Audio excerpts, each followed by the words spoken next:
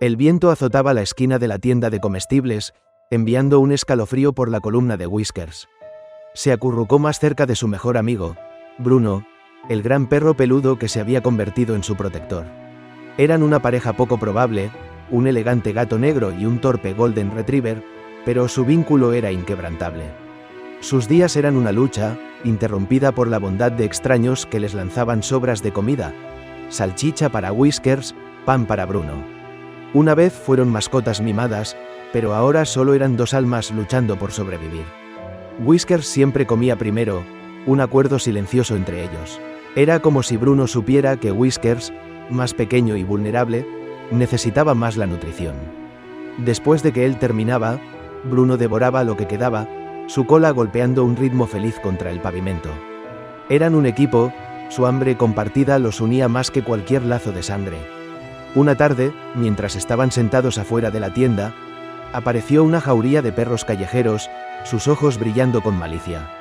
El líder, un pastor alemán que gruñía, se lanzó hacia Whiskers, quien soltó un maullido aterrorizado.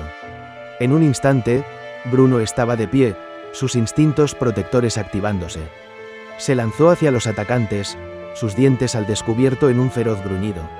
La jauría, sorprendida por la ferocidad de Bruno, dudó, dando a Whiskers la oportunidad de escabullirse bajo un coche estacionado cercano.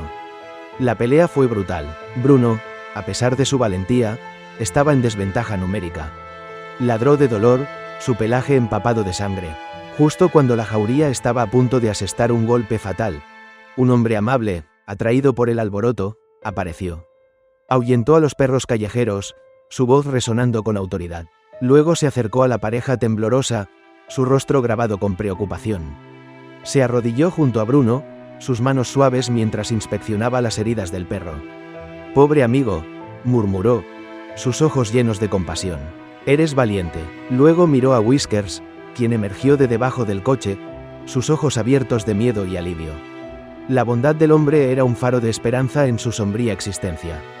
Con suavidad, levantó a Bruno, quien gimió suavemente, su cabeza descansando en el hombro del hombre. Luego le ofreció a Whiskers un trozo de salchicha, que el gato devoró con gratitud. «Ustedes dos son afortunados», dijo el hombre, su voz cálida. «Los llevaré a casa conmigo».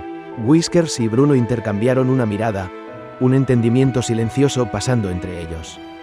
Ya no estaban perdidos, ya no estaban solos.